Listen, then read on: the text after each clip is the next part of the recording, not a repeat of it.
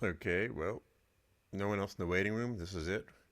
We windowed down the class to two people, Great. three This people. is it, and I had emailed all the people that registered and didn't show, so hopefully people will be joining. All right, I'll give it another. I wonder if everybody got the updated link, because a new link went out after the last class.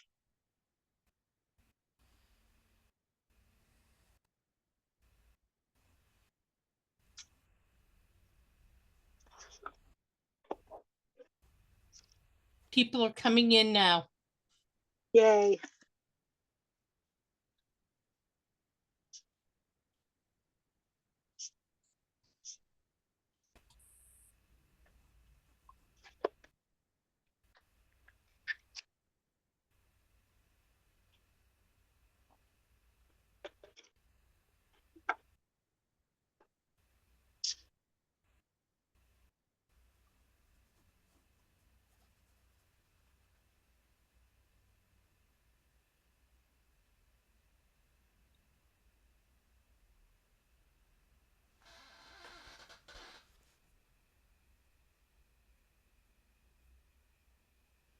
We'll give it one more minute, then we'll get started. Looks like the link did work. Sure did. Great.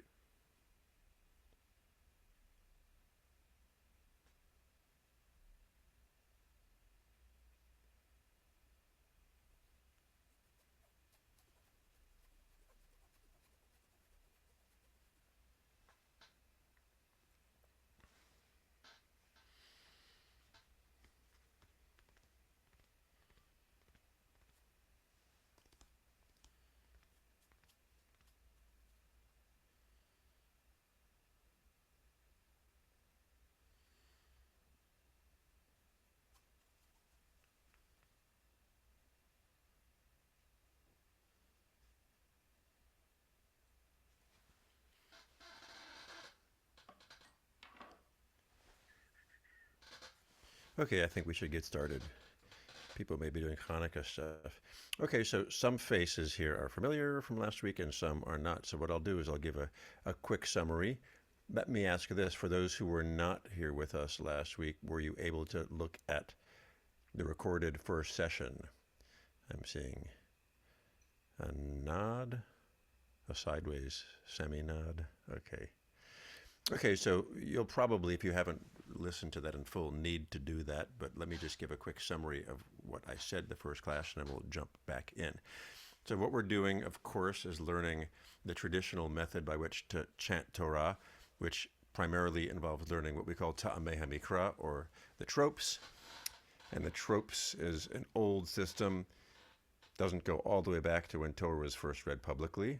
Torah was first just read without a melody, but ultimately these markings were put on the words of the Torah to give some sense of syntax to the words, and then post-dating that became the association of putting melodies to them, and that's how we chant it today.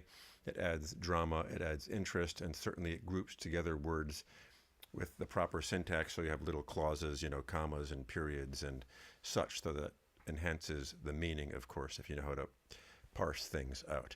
And so what's involved here is learning the tropes, which includes the name of the trope, which is purely for didactic purposes. The name has no real bearing on what you're going to be doing when you read from the Torah, but it's how we teach it, it's how we refer to the melodies. The symbol itself, the visual symbol you have to learn, and the associated melody. And once you know all of that, the interim step is learning how to open up the Chumash, which is not the Torah scroll, but which is the book that you've seen in synagogue or elsewhere that has the Hebrew text with punctuation, with vowels, generally with a commentary and with a translation, but also has these markings on all of the phrases. And you will not have the luxury of seeing those markings when you actually get up to the Torah scroll. That has to be something that you practice to the point where you've memorized it. But for learning purposes, you'll be able to sight read. It's the equivalent I gave last time, as if you're in an opera, you're going to be on script where you're reading the sheet music. You practice, you learn, you get it perfect. And then what do? You close your score, You go on stage and you do it, and you remember things by heart. Of course, in our case, it's a little bit easier because you do have the advantage of seeing something. What is the something that you get to see? The Torah. But what's in the Torah that's not in the Chumash? The text. I should But ask that not the opposite way. Well, letters? the consonants are there. The consonants are there, but there are consonants. no vowels, there's no punctuation, and there are no trope markings. Now, the tropes are a finite system. A trope is not a note, it's a collection of notes. It's a mini melody, and there is only a limited number of tropes you can learn. Once you learn all the tropes, you know every possible melody that could be in the Torah, and then you're set to basically do sight reading. It's the equivalent of being a musician, and if you're playing the piano, let's say, if you learn how to read sheet music, there's a hump to get over. It's hard, it's counterintuitive at first, but once you learn the music, then you can play any piece. The only other way to do it is to focus on one piece at a time. You can watch your teacher, you can listen to a recording, and unless you're Mozart or have a photographic memory, you have to listen over and over, practice and memorize over and over. So that's what happens if you're reading Torah without the tropes. You're getting a recording or sitting down with somebody and drilling over and over, and then you become a one-trick pony. You can do that one portion, and the next time you want to read, you are 0 ahead. What we're doing is learning a system. I'm teaching you how to fish. So once you can catch one fish, you can catch 1,000 fish. Okay? So there is a hump, and we're all going to get over the hump together. And then Ariella said it's a challenge to think about how you're going to transition from knowing the tropes to actually employing them onto the Hebrew text, but we'll learn the methodology. And like anything, it takes time, it takes practice, but ultimately, if your reading is good, if your tropes are good, it becomes as second nature as reading. Music is, and most people, even non-musicians, people who aren't necessarily born with a great ear, learn that skill. It's just an eye, hand, ear coordination thing that'll happen with you. Okay, so we've divided up on the sheet, which one of you can post if you'd like to, Joe or whoever has it, the tropes into clusters or groupings. And the groupings are such that these tropes tend to come together in the Torah in this manner. The sheet is organized from the most common trope groups, which are groups 1, 2, and 3, to the least common groups. And if you know the first 3 groups, you know probably about 60% of the possible melodies in the Torah, because those first 3 groupings repeat over and over and over. They're like the meat and potatoes. Everything else that happens on our sheet is spice or side dishes that are thrown in now and again to add a little bit of drama and interest. And they tend to be harder, more notes. So the easier ones are the more common ones, generally speaking. The harder ones are the less common ones, but we're going to learn them all. Okay, so what I've asked you to do is not just to repeat after me, which you'll do on mute now so that because of the syncing problem, but also it's important to really try to memorize the symbols. Counter to what you think, the tune is going to stick with most of you much more rapidly, even the non-musicians here. The hard thing to stay with you is the symbol and the name. That's really something that's only going to happen if you sit down at home with this sheet and really put your finger on things or make cue cards so that when you use the recording I gave you, you can follow along with the visual. If you force yourself to do that, and while we're learning, to use your hands to emulate the symbols, there's not really an official way of doing it, though I have seen people in Israel do it in tag team. There's one guy who stands up reading and a guy next to him who's doing this, and they're so fluent you don't even have to prepare. It's an insane thing to have a team that does that. You have to know the words really well. But in any event, I would suggest you do that because it does make it lock in your head. The melody part happens automatically. If you listen to the recording in your car, on your bike, you're going to get the tune pretty quickly. What you're not going to get from doing that is the symbol visuals, and that's what you have to do by just looking at the sheet and doing this stuff, okay? So for now, you can mute yourselves and repeat after me. We'll start with the first group, which is one we did last week. Mercha, tipcha, munach, et nachta. Now, I told you last week that some of the tropes still serve their punctuation purpose. The 2 I cited were et nachta, which is the one that ends group 1, and sof pasuk, which ends group 2. Who recalls what punctuation mark the et nachta is? Susan, I see your hand up. A comma. That's right. That's a comma. So you will have an etnachta generally dividing a sentence where a comma would in the middle or between thoughts. And then look at group 2. Notice that almost all the tropes in group 2 we've had before, correct? Mercha tipcha. Mercha sof pasuk. So only one new trope in this group. Let's have somebody else tell us what the new trope is and what punctuation mark it is. What's the only new trope in group 2? Rosa, is that a hand or a yawn? Period. Right. And what's the name of the trope? Sof pasuk. Right. That literally, what does that literally mean in Hebrew? Do you guys know? End of the sentence. Right. Sof pasuk means end of the sentence. You're singing end of the sentence. So if you ever hear that melody, it means the sentence is over. And as I indicated last week, the people who stand next to you, they're called the gabayim. Their job is to both help you stay on track, but also they're supposed to, if you make a pronunciation error that changes the entire meaning of the word, they're supposed to correct you so that you recite it publicly properly. But musically, you don't have to sing anything properly except for one thing. It is their task to correct you if you sing one trope wrong, and it happens to be sof pasuk. That's because if you forget to end a sentence in the right place, it can change the meaning, right? We talked about that last week. If you end it one word late and the word is like not or something, it can negate what happened before it. So it's important to always end a sentence with sof pasuk. Okay, so the fact that we had mercha tipcha in group 1 and mercha tipcha and mercha again in group 2 should show you that this sheet is a lot easier than it appears. This sheet isn't all sorts of discrete brand new tropes. It's clustering tropes together. So sometimes group 1 has 4 tropes and group 2 has 2 of the tropes from the first group and only one new one, but we present it as a new group so that your ear gets used to that configuration. So when you look at this sheet, if you're one of the people who has that stressed look on your face or that daunted look like I'm never going to memorize all this, you're really only learning under half of what you see here. Okay, there's a lot of doubling up, but this is going to be helpful because I'm basically going to be going over not just in class, but on the recording I give you. And I can't remember if I gave you the full one or the one with all the permutations. You can tell me. But I'll be going over all the possible combinations so that your ear will not be caught off guard by any combination of these tropes. Okay, so let's do group 2 again. Mercha tipcha. Mercha sof pasuk. Are you guys, I see Joe doing the hand signals, Ariella. I can't, some of you, I just see your faces, which is fine, but just make sure if you're not doing this with your fingers that you're going to be, tracing it later or taking a pencil and forcing yourself to draw them, because I really need to make sure. If you don't do that, what's going to happen is we're going to open up the Torah and you're going to know all these tunes and you're going to see squiggles and it's just going to be squiggles. And then you're basically unable to do anything without help. So the 2 things that are requisite trope-wise for doing this without a recording are recognizing the symbol and knowing the melody. The third thing, which we're not going to dig into deeply in this class, is your Hebrew reading accuracy. You don't have to be fast, but you do have to know all the letters and all the vowels. If you don't, you're going to then need a recording to do it. So important that you brush up your Shakespeare. I gave you the link last week. It's called Cartoon Hebrew. I think it's .com, but it could be .net. Just look up Cartoon Hebrew. At the bottom of the front page, they have the Hebrew alphabet. It's not in order, but it has all the possible letters and vowels.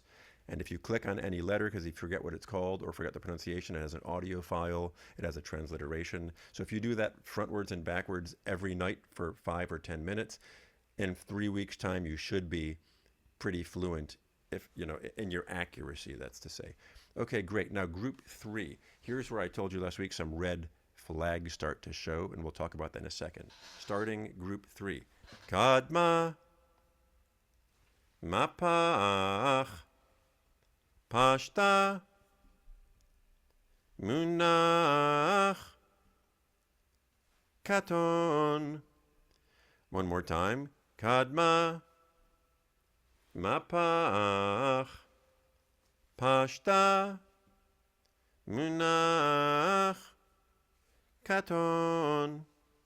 Okay, so who recalls or can recognize now what I'm calling red flags? Things that make you go, Remember that cheesy 90s song by CC Music Factory? What are the things that make you go, in group 3?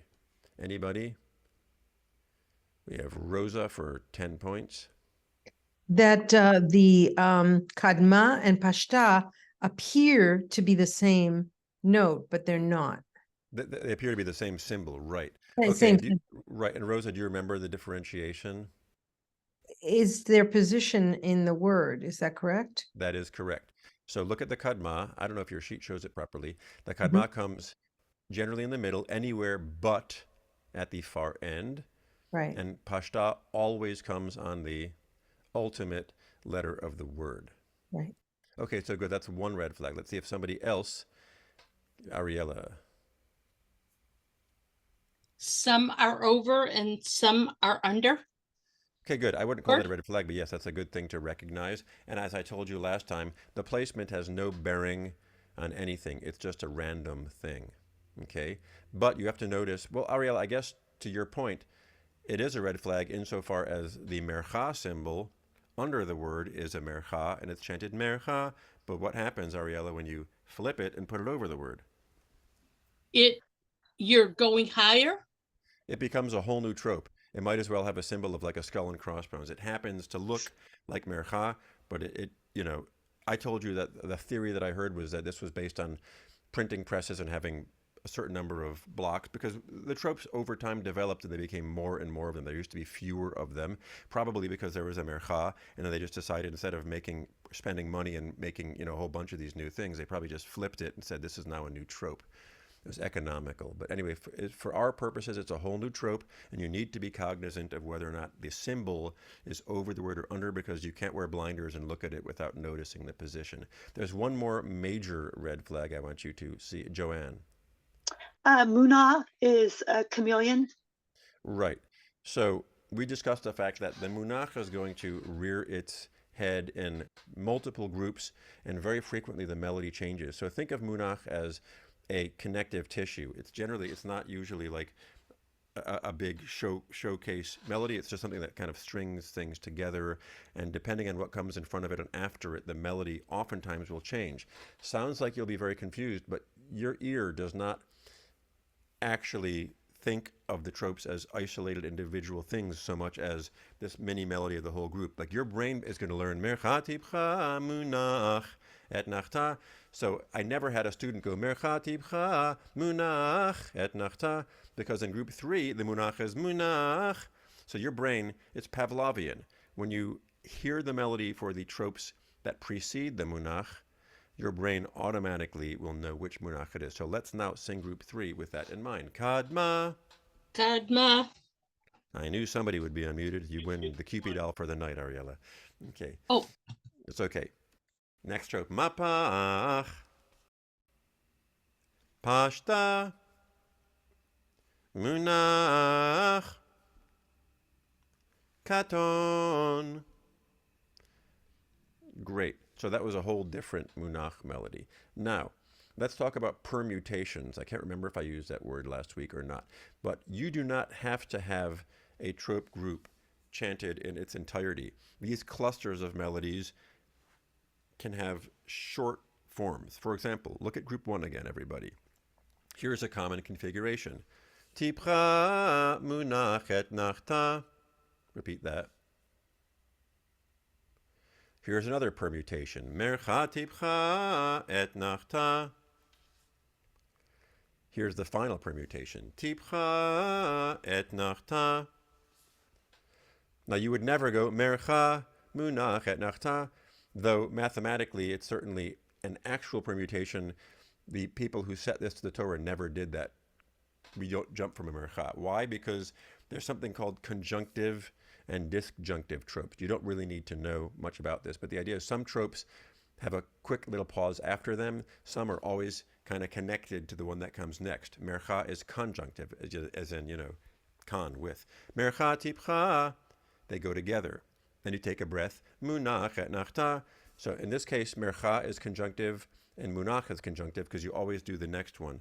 But sometimes if you have tipcha et nachta, et nachta, technically there could be a little pause there because the tipcha normally has a comma after it, as does et nachta. But really, nobody really stops there because when you have just two tropes together like that, they go together. In any event, that's not a big deal, the conjunctive, disjunctive thing. Okay, let's look at group 2 and do the same thing with our permutations. Mercha tipcha et nach, Mercha tipcha sof pasuk. Another permutation, tipcha mercha sof pasuk. Final permutation, tipcha sof pasuk.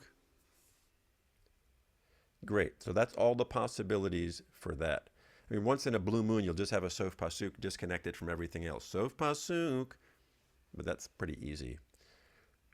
One thing you have to know about sof pasuk, the trope symbol is the most basic one. It's just like a little stop, a little line under the word. The confusion is this. When you open up any advanced version of the Chumash, one that's got every possible jot and tittle in it, they have what's called a secondary stress indicator.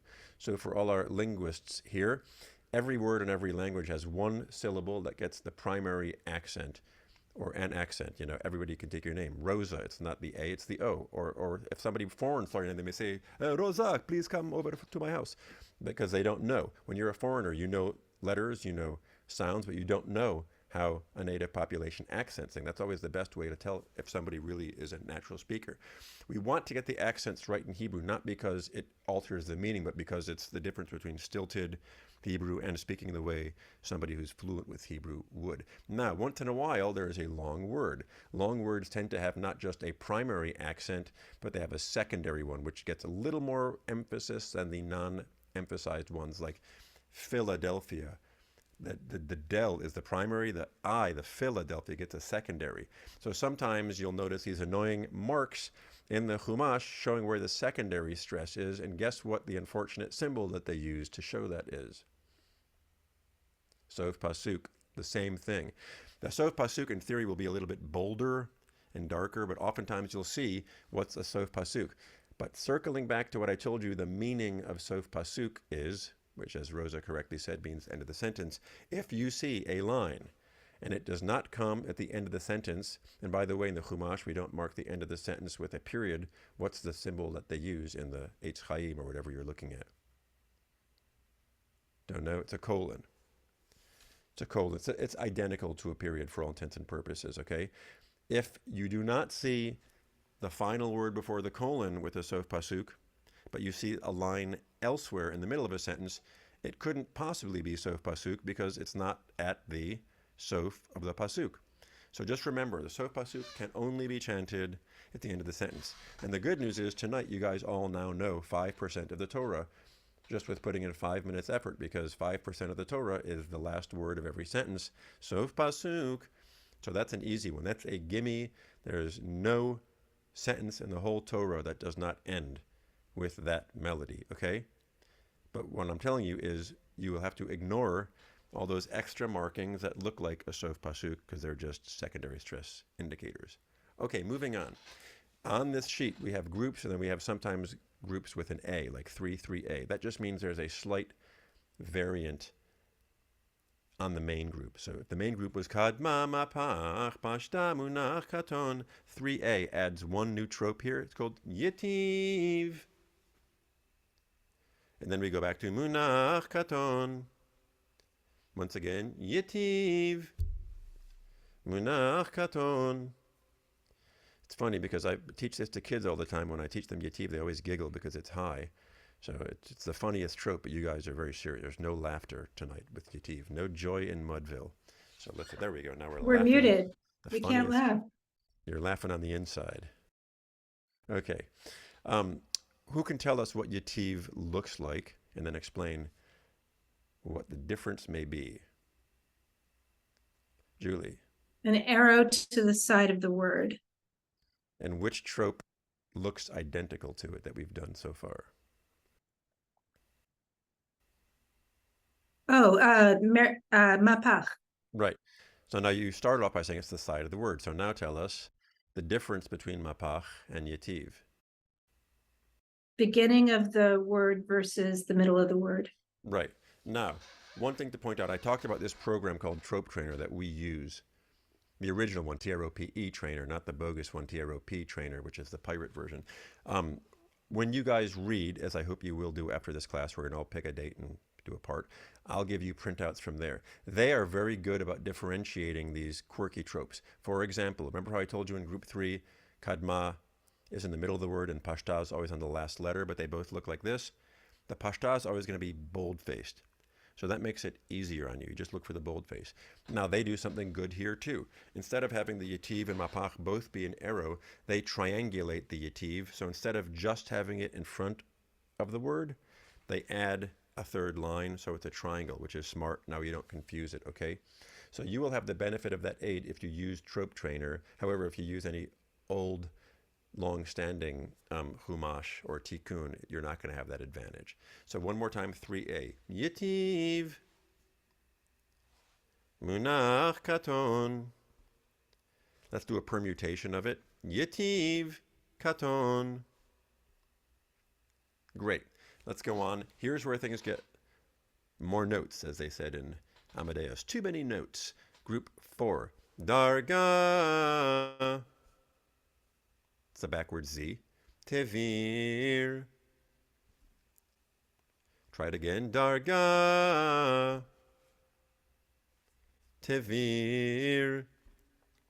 So Tevir looks like another trope that we've had with one slight difference. What trope does Tevir look like? Mercha. Right, Mercha. And Joe, what's the difference? It's got a little dot in the middle of it. Right. So here's another thing that may be confusing. What's the dot called that is a Hebrew vowel as far as pronunciation goes? Ian. Erik. Chirik. And what sound does it make? E. Good. If it's So as some- long the long as the dot is under the word in that place, Correct. otherwise it's a different one. Right. So sometimes people look at the Tevir and they think it's a Mercha with an errant Chirik, meaning the E vowel in it. But you'll get used to the fact that the tropes generally are a little bit lower than the vowels are. They usually come a little bit past or between letters, or angled between letters rather than directly under them. So your eye will ultimately glean the difference, but it is confusing at the start because some of the tropes are right near the vowels and they sure look like the vowels. So your brain's going to have to learn to separate. So let's do group 4 again. Darga. Tevir. Now, group 4a is another one of these slight variants. Instead of darga, we have mercha, which is like a short form of darga. It's like a bagel with the middle carved out. It's the first at the beginning of the trope of darga and the end of the trope with the fancy stuff carved out. Mercha, tevir. Again, mercha, tevir. Now, is this mercha the same that we've had in either group 1 or 2? What do we think? I'm seeing Rachel nodding no, Ariella nodding yes. Okay, it's not. It's the same visual symbol and the same name, but this is a unique melody. Just like Munach had multiple melodies depending on the context or what group it was in, Mercha can have a secondary melody. 98% of the time, Mercha is the one we did in groups 1 and 2. Mercha, Tipcha, Mercha, Sof Pasuk. Once in a while, you'll see it before Tevir. Mercha. That's 3 notes, right? Try it again. Mercha, Tevir. So what does this all indicate for us? It means we cannot be like horses with blinders on when we read Torah, but rather, what do we have to be doing every time we're looking at the trope which is to be chanted? Read ahead. Read ahead. Your eye has to be like a driver on the road who's not just looking at the bumper of the car in front of you, but you're looking to make sure there's not a biker in the lane behind you. You're looking behind you to make sure there's not a Mack truck plowing into you and a guy on his cell phone ignoring you. You're looking at the traffic light. But it's like when you're driving, you don't think about that. You just do it. Like I told you last time, don't you ever just show up somewhere and go like, how the hell did I just get here? Was I in the car for the last half hour? Oh my God, did I drive here? Was I abducted by aliens? We have, thankfully, a part of our brain back here that does a lot of the hard work for us. And the same thing is going to happen with the tropes which is why I told you last week, if this all seems like it's going to be very complicated and frightening, just become a parrot for the short term and memorize these sounds. After you know the sounds, the symbols will come. After you know the symbols, some of these esoteric rules will slip in. Once you start your portion, some of the other, finer, rarer points will kick in. You don't have to understand everything now. I'm just saying it just so that as I keep repeating it, it will click and you will have your eureka moment in the coming weeks and months. So for now, if it seems to you like this is a lot to think about, you really only for the short term have to just parrot. If you just do that and nothing else, you're basically going to arrive at the finish time. If you're the tortoise, you will still hit the finish line at the same time as the hare.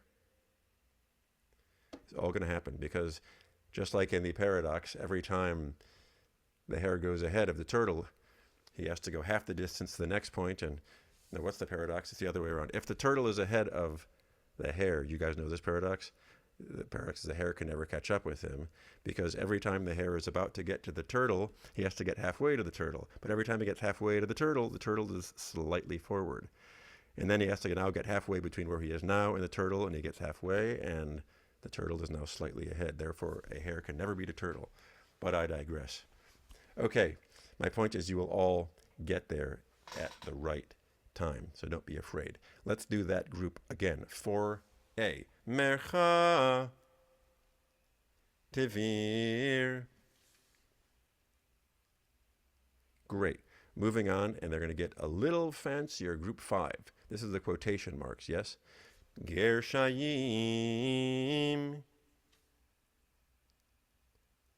Munach Revi'i.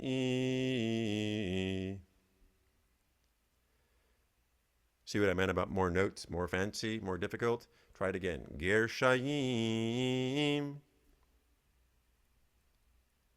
Munach Revi'i. So Revi'i in Hebrew means four or fourth, for those of you who are Hebrew speakers, and this symbol is a diamond, four-sided, so that's a good mnemonic device if you understand that. Okay, now we have yet another munach here, don't we? This is our third munach. Anyone want to stick your neck out and tell us if it's the same, different, or what? It's okay, it's hard. Ariel is saying, no, it's not the same. Right, it's different. This is yet another munach. Listen again. Munach. Before we had munach, same rhythm, but different. That was group 1. Group 3 is munach. That's the one that goes high. This is munach, so a third melody for munach. But again, your brain's going to be learning Gershayim, munach, revi'i. One more time, group 5 after me. Gershayim, munach, revi'i. Good. So quick review of the new tropes for today, starting with group 3A. Yetiv, munach, katon. And of course, in 3A, only Yetiv is new because we had Munach Katon in group 3 from last week, right? So only one new trope there. Now this is all new. Group 4, Darga. Darga Tivir. By the way, for extra credit and an A for the day, and of course you don't get graded for, who recognizes the melody from Tivir? It is done every Shabbat in a specific place during the Torah service. Anybody? Listen again. Tivir. I will give you a hint. It has to do with the brachot before and after the Torah. Ian. Amen. Good. Right at the between the Torah blessing and starting the Aliyah. Right. So what does Amen mean? Anybody? Amen. It means let it be so. I agree. What happens is the word aliyah, just to have more Jewish confusion here, refers to two things. Literally, it means an ascent. That's why we say going to Israel is aliyah. It's like a spiritual ascent to the Holy Land. Or it can mean literally going up onto the bima, right, the riser, what most synagogues used to have to read from the Torah.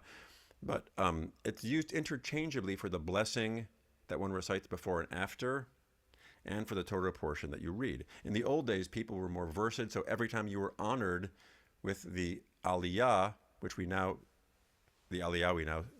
refer to as the person who says the blessings, right? Having an aliyah means you're the guy called up for the honor of doing the blessings. In the old days, if you were saying the blessings, you could just jump in there and read out of the Torah because it was second nature, it was easy, you went to cheder.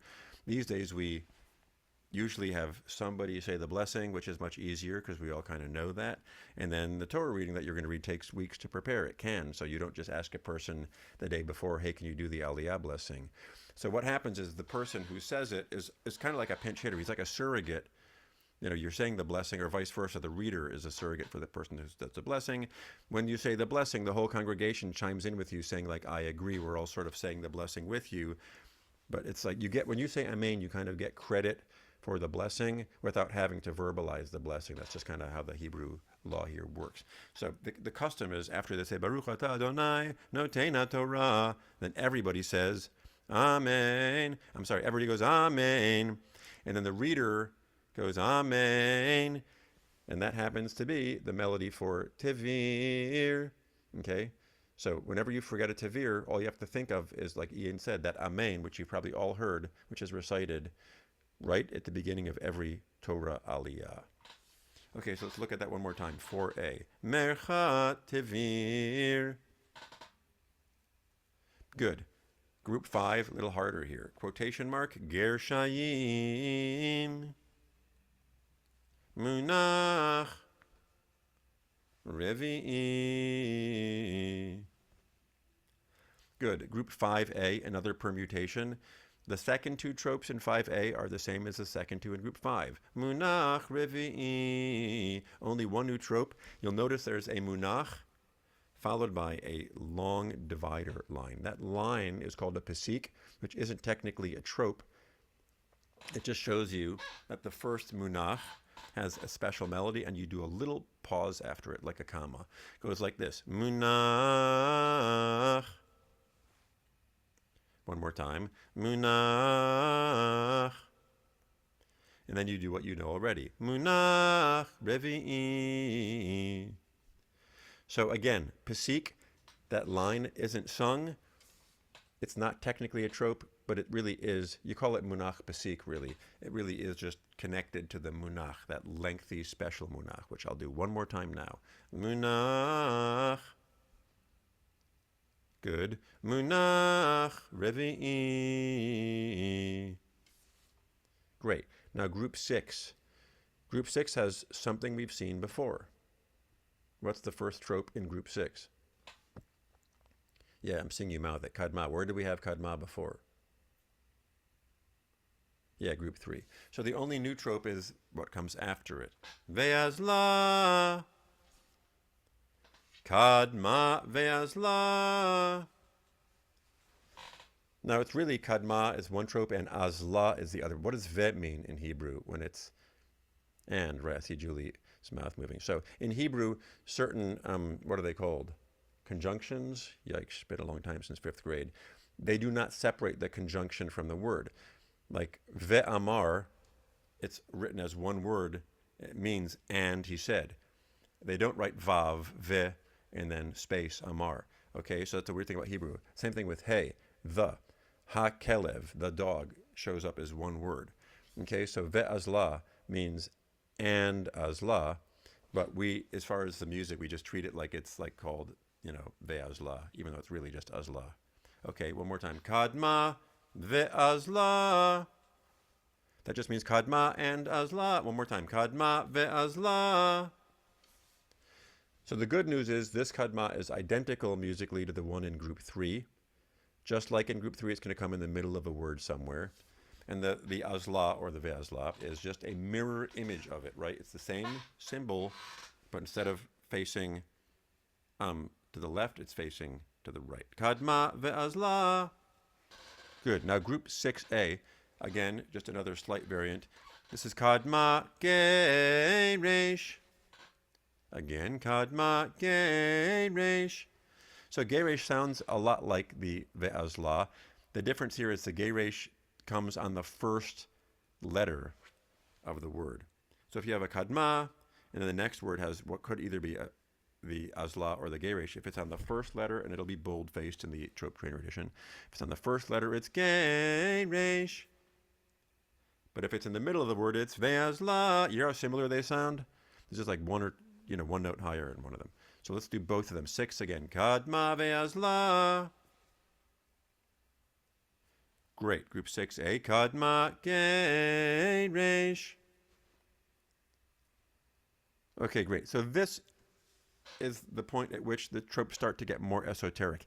If you only knew all the tropes that we did today, you could be like my dad, who's quite the Bible scholar. He actually wrote the commentary to the Deuteronomy that we use in Eitz Chaim. He knows that side of the Torah quite well, but his Torah reading, like after the bar mitzvah, he kind of like with substitutes for people. He does it when someone's like, oh my God, I can't do it. And Jeff knows the words kind of by heart. So he gets up there and takes groups 1 through 6, which he knows pretty well, and just kind of starts to make the rest up. He'll just kind of do like one fancy one when it seems like we need a fancy one. But you could pretty much fake people out by just knowing through group 6. Hillel, I am else- nearly certain that after, like, for studying for my bat mitzvah, we only got through group 6 because I never know anything after that. Anything that I read before that, I have, but is that typical? It's not typical, but what I would say is this. I have had students who, let's just say they had a Hebrew thing or a music thing, and they were like, you don't want to teach them. They didn't want to know more than they needed to. And once in a blue moon, I would say, like, let's just end at group 6 because your particular portion doesn't have the fancy stuff. But Julie, if you did Shirat Hayam, you did have the fancy stuff. And I'm assuming he probably just gave you a recording anyway, because part of your portion, there are very few times in the Torah where there are special melodies which are not taught from the tropes. Shirat Hayam is one of those cases where we have some of what we now know are the oldest existing Jewish melodies. The only reason we know this is because the Sephardic community and the Ashkenazi community sing them the same way, which means before the fissure, they shared this common melody. Shirat Hayam, which for those who don't know what it is, it's the song of the sea when Miriam, took the timbrel and sang after the Pharaoh was drowned. There are certain melodies in there like Mi chamocha ba'elim Adonai, Mi chamocha nedar ba'kodesh, norati lo tosefele.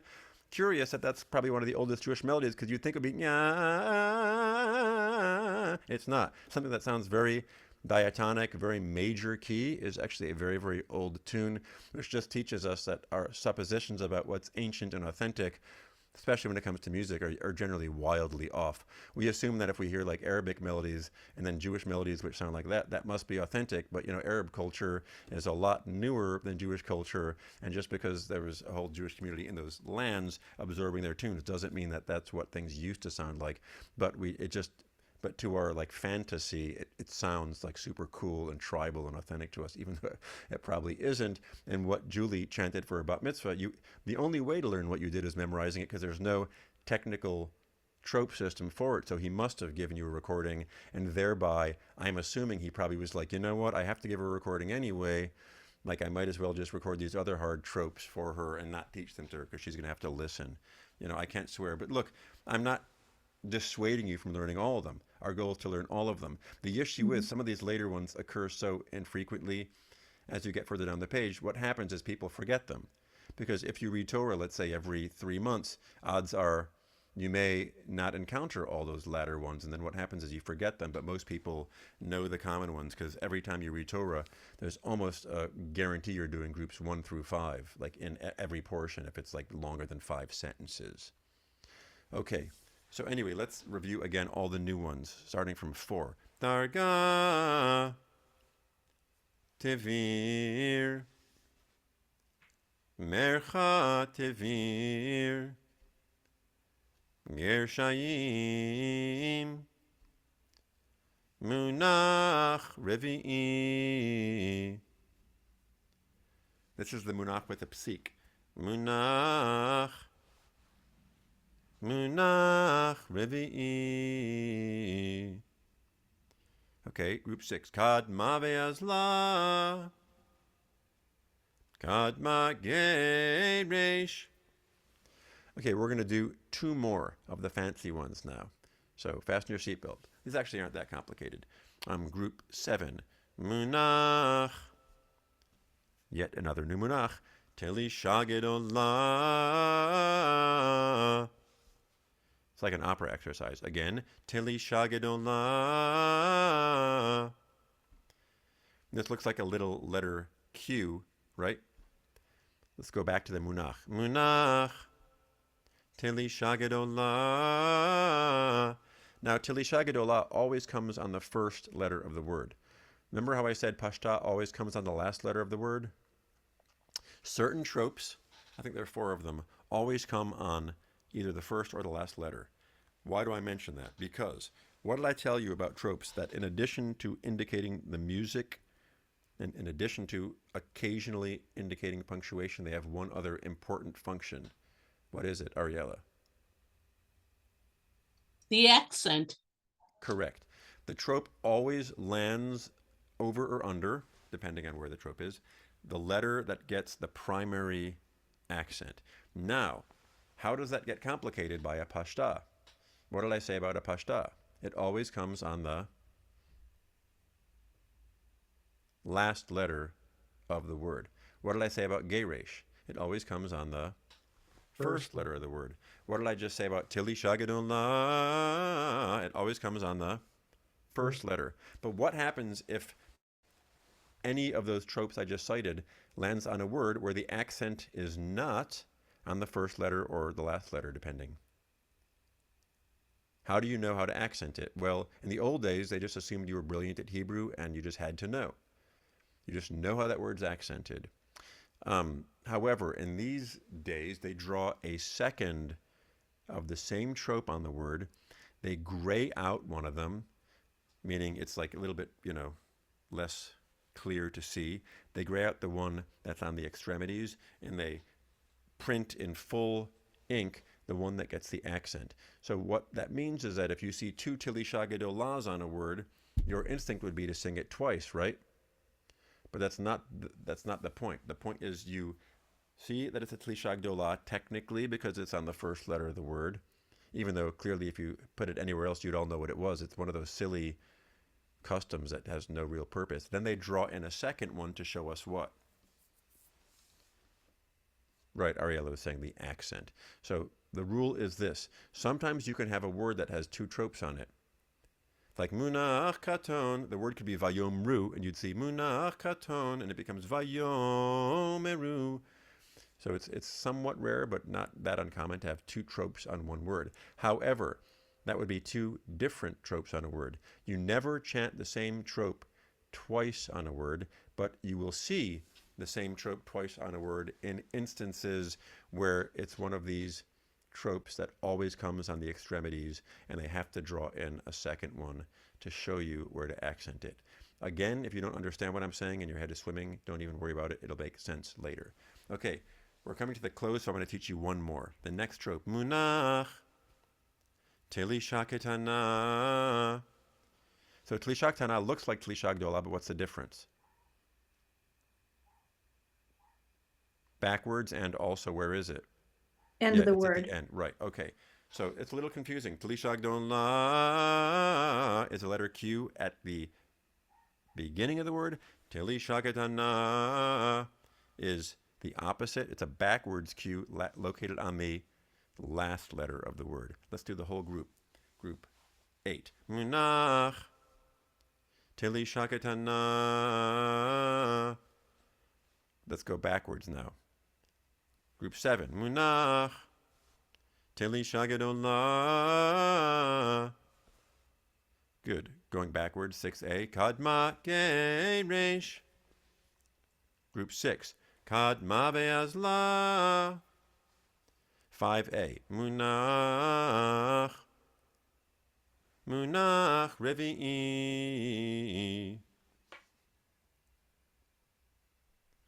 Group 4a. Oh, sorry, did we do 5 yet? Gershayim. Munach revi'i. Great. 4a. Mercha tevir. Group 4. Darga tevir. 3a. Yetiv. Munach katon. Great. So I'm going to save until next week the really complicated ones. But we're doing really great. We're like 2/3 of the way done with this. And once you get these under your belt, the intuition will start to pick up so that the ending stuff will be more clear to you. Let me make a suggestion. There's one way to know whether or not you're ready to jump into Torah. And it's not by starting at group 1 and showing me that you can chant from group 1 through group 14. It's starting with group 14 and going backwards to group 1. And I'll explain why. Just like people who can play a piano song and start at the beginning and go to the end, but then you say, play measure 35 again. I think you didn't do it right. And have you ever seen those people? Maybe it's you, maybe it's me. They can't do it. You have to go to the beginning. You've memorized the whole thing, but you don't understand the component parts, and you cannot start in the middle. That's not going to help you with Torah, because your portion is not in the order of this sheet. This sheet is in the order of most common to least common. Your brain has to be able to make a salad out of these and do them group 4, group 3, group 1, group 9, group 1, half of group 2, group 5. What is the random way of practicing that? Start at group 14 and go backwards. Or for next week, if you're practicing this for each night like I asked you to do it, on Wednesday night, you start at group 8 and go munach, telisha ketana, group 7, munach, telisha gdola, 6a, kadmage, resh. If you can go backwards, it means your brain isn't just memorizing the sequence with my recording, which is important, but that's only half the task. It shows that your brain is absorbing these as individual groups. So every time at the end of a study session, when you're listening to the tropes, a real important thing to do is see if you can do these going from the last group that you've learned that week upwards. And I don't mean starting with the second one and a clause going backwards. I just mean number 6 in its entirety, then number 5, then number 4. If you can do all that, it means you're going to be ready for the task that we set out for ourselves in the final lesson, which is to take a segment from the Torah, from the Chumash, identify the tropes, and it's going to be in a random order. So what questions, if any, do we have before we part? Rosa, start there. We do 7 and 8 again. I'm a little just, Yeah, 7 I'll do is Munach. Telisha gedolah. And next 8, Munach. It's the same Munach, by the way, as in group 7. Telisha ketana. So, of course, Rosa, this is on the recording. You'll be able to listen to it every night to get it firm. These are harder. By the way, I encourage you to think of what you're doing as like Michelangelo's thing. There is a pristine trope in the middle. You're chipping away every week. And at the end, you're going to get all the dross and drivel off, and you're going to go, oh, there's the trope. What do I mean by that? It means some of these you're not going to get perfect the first time you do them. That's not a bad idea. As long as you know that this trope goes upwards and I'm kind of getting that, I have the right number of notes, the fine-tuning happens automatically with your brain. But if you sit there and obsess like, I just can't sing this Telisha Ketana properly, you're going to get frustrated and you're going to quit. Your job now is just to keep chiseling the exterior away, knowing that in a month or so you're gonna have the whole trope learned. Okay, so trust in your brain, trust in your hard work, and that in the end you're going to get the perfection. But don't get to the point now where you frustrate yourself because you can't sing this the first time correctly. Okay, any other questions? Ariella, your hand was up. Yeah. How are we supposed to go backwards if your tape is going forwards? Well, my point wasn't that you're simply repeating, because then you're just, that's not a test at all. That's like, getting the answers and repeating. The test at the end of the week is Hillel asked us to practice these 8 groups. I can do groups 1 through 8. Can I do groups 8 through 1? Okay. I may But- have a solution for you, Ariella. I have taken the liberty of breaking these up into individual files for each group for the first 11 groups, and I But look, can I would say this, Joe, that's only helpful if you really don't get it the other way. But all that's going to do is make you have another sequence you memorize, unless you're randomizing it every single time.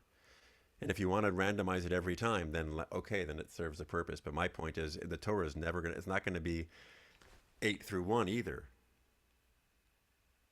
The reason I just suggested that is because if you practice all week 1 through 8, and then try once to do 8 through 1, you can do it. It means that you've learned the tropes, Okay. individually. And then Julie, your hand was up. The one that I had a really hard time with that Torah portion was Talisha Gedolah, and that's 3 blind mice at the end of the note, right? It's 4 up and 3 down. Well, it depends where you're counting from Gidolah. Tilisha Gidolah. If you skip the word Tilisha, it's Gidolah. It's 8 notes, but Gidolah means big, Ketana means small. Tilisha Gidolah means big Tilisha. Tilisha Ketana means small, but unrelated to the size of the trope and the number of notes. These are just random names. They probably at some point meant something like a horn or, a cow horn or whatever it was. But these days it's disassociated from literal meaning. So you just have to memorize them. For some people, counting notes and looking at sheet music helps. I would say in general, it's not the best thing to do. And I'll tell you why. We spoke about this the first class.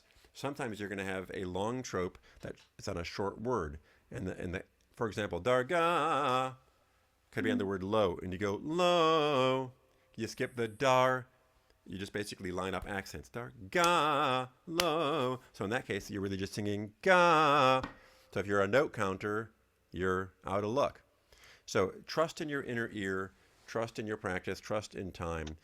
If you really, really, really struggle with all that, yes, using tricks like sheet music, counting things can be short-term helpful, but in the long term, it's just not scientific. It's not going to work all the time, unfortunately.